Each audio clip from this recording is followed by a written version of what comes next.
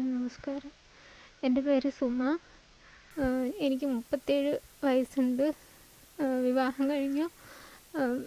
ഭർത്താവ് മരിച്ചുപോയി. 16 വർഷമായി. ഒരു മകനുണ്ട്. ഇപ്പോൾ വർഷങ്ങളായിട്ട് വയറുവേദന ഉണ്ടായിരുന്നു. അപ്പോൾ ഞാനത് കാര്യമാക്കിയില്ല, അങ്ങനെ കൊണ്ട് നടന്നു. അപ്പോൾ ഇപ്പോൾ ഈ 4 മാസം മുന്നേ പരിശോധിച്ചപ്പോൾ ക്യാൻസറാണെന്ന് കണ്ടെത്തി. അപ്പോൾ അതിൻ്റെ കൂടെ 2 കിഡ്നിയും കംപ്ലൈൻ്റ് ആണെന്ന് പരിശോധിച്ചപ്പോൾ കണ്ടു. ഇപ്പം എനിക്ക് 20 റേഡിയേഷൻ കഴിഞ്ഞു. അടുത്തത് 19 റേഡിയേഷൻ പറഞ്ഞിട്ടുണ്ട്.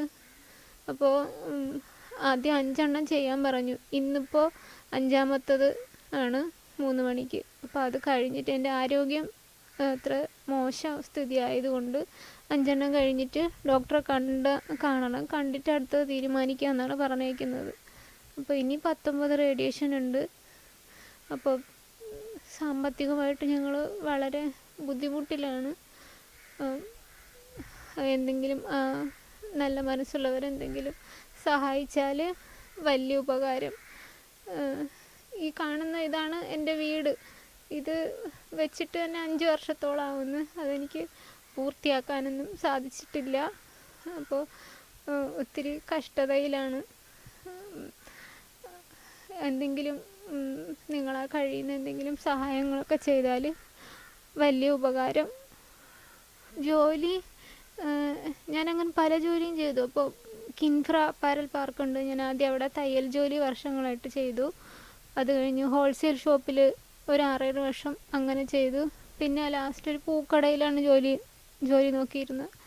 അപ്പോൾ ഇപ്പോൾ അവിടെയാണ് ചെയ്തുകൊണ്ടിരുന്നത്. അപ്പോൾ ഈ അസുഖത്തിൻ്റെ ഇത് കാരണം, അസുഖത്തിൻ്റെ ബുദ്ധിമുട്ട് കാരണം എനിക്ക് പോകാൻ സാധിച്ചില്ല. പിന്നെ ഇപ്പോൾ ആശുപത്രിയും കാര്യങ്ങളൊക്കെ ആയിട്ട് 4-5 മാസമായി കയറി ഇറങ്ങുന്നു. അപ്പോൾ എൻ്റെ ജോലിക്കൊന്നും പോകാൻ സാധിക്കുന്നില്ല. മോന് 19 വയസ്സുണ്ട്, ഡിഗ്രിക്ക് പഠിക്കുന്നു. ഹസ്ബൻഡിൻ്റെ വീട്ടുകാരും വളരെ പാവപ്പെട്ട ആൾക്കാരാണ്. ഒരു ചേച്ചിയുണ്ട്, അന്വേഷിക്കും, വിളിക്കും, കാര്യങ്ങളൊക്കെ അന്വേഷിക്കും. പക്ഷെ അവരും നമ്മളെ പോലെ അത്ര സാമ്പത്തികമുള്ള ആൾക്കാരല്ല. അവർ കാര്യങ്ങൾ അന്വേഷിക്കുമെന്ന് അല്ലാതെ വേറെ സഹായമൊന്നും ഇല്ല. എൻ്റെ വീട്ടിൽ അമ്മയും മകനും ഞാനും. അച്ഛൻ മരിച്ചിട്ട് 1 വർഷം കഴിഞ്ഞു, 1.5 വർഷം കഴിഞ്ഞു.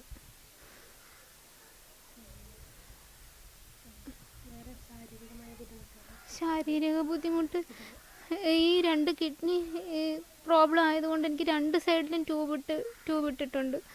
അപ്പോൾ ഒരു സൈഡിലത് എടുത്തിട്ടുള്ളൂ. അപ്പോൾ ഒരു സൈഡ് ട്യൂബ് ഇങ്ങനെ ഇട്ടിട്ടുണ്ട്. അപ്പോൾ അതൊക്കെ എനിക്ക് നടക്കാനൊക്കെ ബുദ്ധിമുട്ട്. ഡയാലിസിസ് ഉണ്ടായിരുന്നു, 6 എണ്ണം കഴിഞ്ഞു.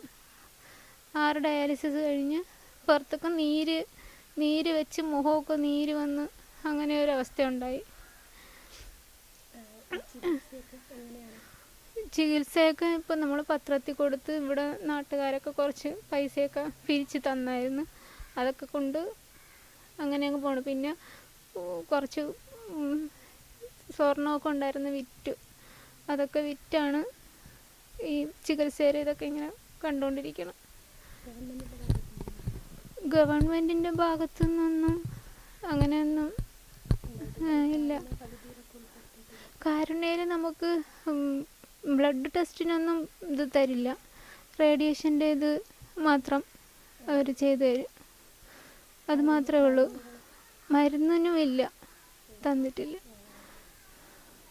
മരുന്നൊക്കെ പുറത്തുനിന്നാണ് വാങ്ങുന്നത്. ഇത് അസുഖം തുടക്കമെന്ന് പറഞ്ഞാൽ എനിക്ക് വർഷങ്ങൾ കൊണ്ടേ വയറുവേദനയുണ്ട്. പീരീഡ്സ് ടൈമിലാണ് കടുത്ത വേദന വരാറ്. അപ്പോൾ വേഗം എല്ലാ മാസവും ഹോസ്പിറ്റലിൽ പോയി ഒരു ഇഞ്ചക്ഷൻ വയ്ക്കുകയോ ഗുളിക വാങ്ങി കഴിക്കുകയോ അങ്ങനെ എന്തെങ്കിലും ചെയ്ത് അതങ്ങ് മാറും. ആ ഒരു മാസം, ആ ഒരു ദിവസം. പിന്നെ വർഷങ്ങൾ കൊണ്ട് ഈ വേദന ഇങ്ങനെ തുടർന്നുകൊണ്ടിരുന്നു. അപ്പോൾ പിന്നെ എന്തെങ്കിലും പൊടിക്കൈകളൊക്കെ ചെയ്ത് സോഡ കുടിക്കുകയോ ഗുളിക വാങ്ങി കഴിക്കുകയൊക്കെ ചെയ്ത് അതങ്ങ് നിർത്തി. അപ്പോൾ ഈ വേദന എല്ലാ മാസവും വരും, കടുത്ത വേദനയാണ്. പിന്നെ ഇപ്പോൾ ഒരു ദിവസം മുഴുവനും വേദനയായി.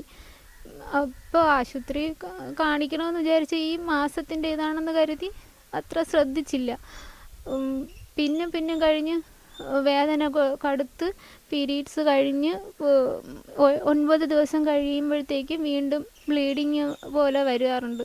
അങ്ങനെ പ്രൈവറ്റ് ഹോസ്പിറ്റലിൽ കൊണ്ട് ഒരു ഗൈനക്കോളജിനെ കാണിച്ചപ്പോൾ അവരാണ് പറഞ്ഞ RCCയിൽ കാണിക്കാൻ എഴുതി തന്നു.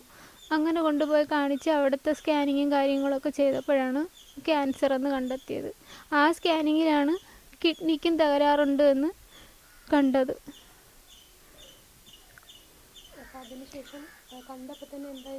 അപ്പോൾ RCCയിൽ അവർ പറഞ്ഞ് കിഡ്നി കംപ്ലൈൻ്റ് ആണ്, കിഡ്നി ശരിയാക്കാതെ RCCയിൽ ട്രീറ്റ്മെൻറ്റ് തുടങ്ങാൻ പറ്റൂല എന്ന് പറഞ്ഞു. അങ്ങനെ 1 മാസം പോയി. അപ്പോൾ മെഡിക്കൽ കോളേജിലോട്ട് വിട്ട്. അങ്ങനെ മെഡിക്കൽ കോളേജിൽ പോയി ഈ ചികിത്സ ചെയ്തു.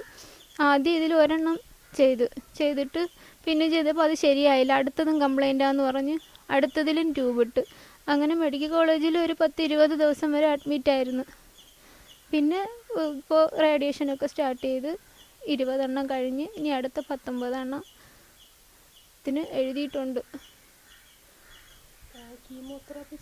കീമോയുടെ കാര്യം ഇതുവരെയും പറഞ്ഞിട്ടില്ല. ഈ ആരോഗ്യത്തിൻ്റെ സ്ഥിതി നോക്കിയിട്ട് ചെയ്യാമെന്ന് പറഞ്ഞു.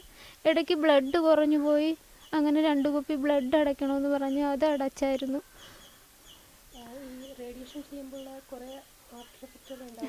റേഡിയേഷൻ ചെയ്യുമ്പോൾ കുഴപ്പമില്ല, പ്രശ്നമില്ല, നമുക്കൊന്നും തോന്നാറില്ല.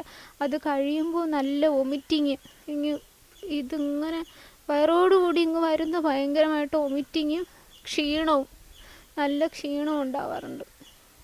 അത് ഭയങ്കര ഒരു ബുദ്ധിമുട്ടാണ്. എല്ലാവരോടായിട്ടൊരു അഭ്യർത്ഥന കൂടിയുണ്ട്. എല്ലാ പെൺമക്കളും ഒരിക്കലും ഈ വേദന ഇങ്ങനെ വയറുവേദനയാണ്, മാസത്തിലെ വേദനയാണെന്ന് വന്നാൽ വെച്ചുകൊണ്ടിരിക്കരുത്. ആ വേദന എന്നല്ല, ഒരു വേദനയും ഒരസുഖവും ഇങ്ങനെ വെച്ചുകൊണ്ടിരിക്കരുത്. എന്ത് അസുഖം വന്നാലും എന്ത് വേദന വന്നാലും ഉടനെ ഡോക്ടറെ കാണുക, ചെക്കപ്പ് ചെയ്യുക. ഇതുപോലെ ഇങ്ങനെ നീട്ടി കൊണ്ടുപോകരുത്.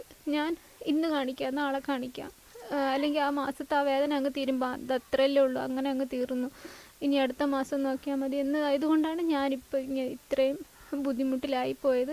അപ്പോൾ ഒരു പെൺമക്കളും ഇങ്ങനെ വേദന സഹിച്ച് നിൽക്കരുത്. എന്താണെങ്കിലും ഹോസ്പിറ്റലിൽ പോയി അതെന്താണെന്ന് ചെക്ക് ചെയ്യുക. എൻ്റെ അഭ്യർത്ഥനയാണ്. എല്ലാവരും കേൾക്കുക.